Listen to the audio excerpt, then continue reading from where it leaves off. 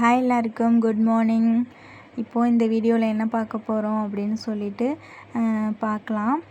இங்கே பார்த்தீங்கன்னா ஃபுல்லாக செடி வச்சுருக்கேன் இல்லையா, அதை வந்துட்டு எல்லாத்தையும் ரிமூவ் பண்ண சொல்லிட்டாங்க. ஏன் அப்படின்னா ப்ளம்பிங் ஒர்க்கு பார்க்க போகிறாங்க. பாத்ரூமை வந்துட்டு இடிச்சிட்டு கொஞ்சம் உயர்த்தி கட்ட போகிறாங்க. அதுக்காக தான் இந்த மருதாணி செடியெல்லாம் வெட்டி எடுத்துகிட்டு அவங்க கொஞ்சம் தூக்கி வச்சுறதுக்கு ஈஸியாக இருக்குமேன்னு சொல்லிட்டு நான் தான் வெட்டி எடுத்துக்கிட்டு இருக்கேன். இந்த பார்த்திங்கன்னா மருதாணி அவ்வளோ இருந்துச்சுங்க. ஒரு தொட்டியில் தான் வச்சுருந்தேன். தொட்டியில் மருதாணியும் இன்னொரு நார்த்தங்காய் செடின்னு நினைக்கிறேன். அது என்ன செடின்னே தெரியல, நார்த்தங்காவா லெமனா என்னன்னே தெரியல. ஸோ அதையும் இருக்கட்டும்னு சொல்லிட்டு அப்படியே வச்சுட்டேன். மருதாணி நிறையா இருந்துச்சு, ஆனால் போட்டுக்க முடியல. ஒரு கருப்பு புள்ளி மாதிரி குட்டி குட்டியாக இருந்துச்சு அதில், அதனால் தூக்கி போட்டேங்க. இது அடுத்த நாள் எடுத்த வீடியோ. ஃபுல்லாகவே உடச்சிட்டு பைப்பெல்லாம் கொண்டாந்து போட்டுட்டு வேலை ஆரம்பிச்சிட்டாங்க. செடியெல்லாம் அவங்களே ஓரளவு கொஞ்சம் ஒதுக்கி வச்சுட்டாங்க. இங்கே பாத்ரூம்லாம் இடிச்சிட்டாங்க பாருங்கள். இந்த வேலை ஒரு 10-15 நாளுக்கு மேலே போயிட்டுருக்குங்க. ஆனால் என்ன ஒரு வேலையாக இருந்தாலும் இந்த வீட்டில் செஞ்சு கொடுத்துருவாங்க. ஹவுஸ் ஓனர்ஸ் ரொம்பவுமே நல்ல கேரக்டர் அவங்க. ஸோ நான் எப்படி இருக்கமோ அப்படி தானே நடந்துப்பாங்க. ஸோ எனக்காண்டியே இவ்வளோ செலவு பண்ணி இதெல்லாம் பண்ணிகிட்ருக்காங்க. இங்கே பார்த்தீங்கன்னா பாத்ரூம் கட்டிட்டாங்க.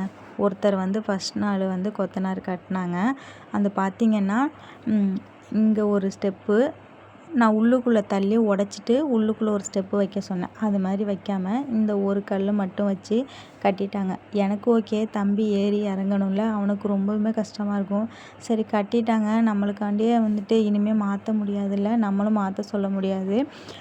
இப்படியே இருக்கட்டும், அட்ஜஸ்ட் பண்ணிக்கலாம் நானும் விட்டுட்டேன். ஏன் இன்னொரு ஸ்டெப்பு வெளியிலே கட்ட முடியாதுன்னா, இது கேட்டு ஓப்பன் பண்ண முடியாது. அதுக்காக நான் சொல்லியிருந்தேன் உள்ளுக்குள்ளே கொஞ்சம் உடச்சிட்டு 2 ஸ்டெப்பாக கட்டிடலான்னு சொல்லிட்டு. அதை அவர் பண்ணலை. இந்த பக்கம் வெஸ்டர்ன் டாய்லெட் அவரை வச்சு விட்டுட்டு அவர் போயிட்டார். நான் மறுநாள் வேலை முடிஞ்சு வந்தேன். ஒரு தாத்தா தான் வேலை பார்த்துக்கிட்டு இருந்தாங்க அன்னைக்கு. ஸோ நீ போய் பாருமா அங்கே பாத்ரூமை அப்படின்னு சொல்லி சொன்னார். என்னடான்னு சொல்லிட்டு போய் பார்த்தா, நான் எப்படி நினச்சேனோ அதே மாதிரியே அவர் இடிச்சிட்டு செஞ்சுருந்தார். நான் அவர்கிட்ட சொல்லவே இல்லை என்னத்தைக்கும். சூப்பராக பண்ணியிருந்தாங்க. எனக்கு ரொம்ப ஹாப்பியாக இருந்துச்சு. ஸோ கொடுக்குற காசுக்கு ஒழுங்காக வேலை பார்த்தாலே போதுங்க. சும்மா கடமைக்கு வேலை பார்த்துட்டு போகிறாங்க இப்போ எல்லாருமே. ஸோ இந்த தாத்தா சூப்பராக செஞ்சு கொடுத்துருந்தாங்க. ஸோ இது மறுநாளெல்லாம் எங்கெங்கே சிமெண்ட் வச்சுருக்காங்களோ அங்கெல்லாம் நான் தண்ணி பிடிச்சி விட்டுட்டு செடிக்கெல்லாம் பிடிச்சி விட்டுருவாங்க. ஸோ இப்படி தான் போயிட்டுருக்கு கொஞ்ச நாள். எப்போ வேலை முடியும்னு தெரில. இன்னும் டோரெல்லாம் வைக்கல பாத்ரூமுக்கு.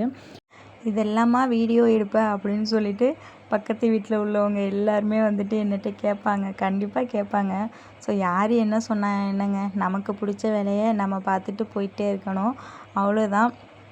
இப்போது இந்த வேலை எப்போ முடியும்னு தெரில. நான் அடுத்தடுத்த வீடியோவில் கண்டிப்பாக அப்டேட் பண்ணுறேன். இந்த வீடியோ பிடிச்சிருந்துச்சுன்னா மறக்காமல் லைக் பண்ணிவிட்டு சேனலை சப்ஸ்கிரைப் பண்ணி சப்போர்ட் பண்ணுங்கள். தேங்க்யூ.